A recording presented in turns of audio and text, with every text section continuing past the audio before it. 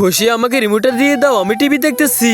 জিলাপি এটা তো দেখে আমার খেতে মন চাচ্ছে, ধর কিছু ভাল লাগে না বসে বসে রিলস দেখি। আরে এখানে তো জিলাপি, পুরো জিলাপি বানাচ্ছে, আমি খেতে পারলাম না। আমি বরং ঘুমাই পড়ি।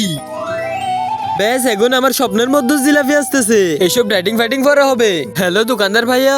জি স্বপ্ন ভাবি, 2 কেজি জিলাপি করে পাঠান। আপনি যদি আরেকটু আগে কল করতেন তাহলে আমি 5 কেজি দিতে পারতাম। এখন তো জিলাপি শেষ। কোথাও জিলাপি পেলাম না। মায়ের অনেক জিলাপি খেতে মন চাচ্ছে, চলো আমরা মাকে একটি জিলাপি বানিয়ে সারপ্রাইজ দিই। ঘরের মধ্যে জিলাপি বানাবো, কিভাবে মাকে সারপ্রাইজ দিব? মাথায় এদিকে ওদিক চলতে থাকে।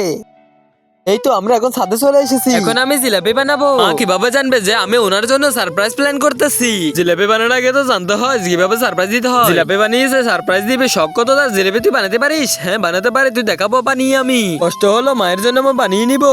বানা বানা। খুশি তুমি কি জানো পুষ্পা কোথায় গেছে? মা পুষ্পা এমন জায়গায় গেছে, সেটার জন্য আমি আপনাকে বলতে পারবো না। এমন কি কাজ করতে গেছে পুষ্পা? আমি কি জানি মা, আপনি পুষ্পার কাছে কল দিয়ে জেনে নিন। এখনই আমি কল দিয়ে জিজ্ঞেস করতেছি।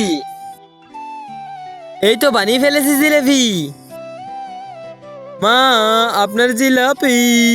পুষ্পা এত সুন্দর পারফেক্ট জিলাপি কিভাবে বানিয়ে ফেললো?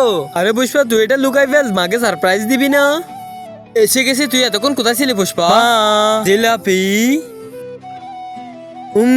থু, এত খারাপ জিলাপি বানিয়েছিস তুই, আমার মুডটা খারাপ করে দিয়েছিস। ভালো হয়েছে আমি সঠিক সময় আমার চাল ছেলে দিয়েছি। পুষ্পা জিলাপিতে লবণ মিশিয়ে দিই।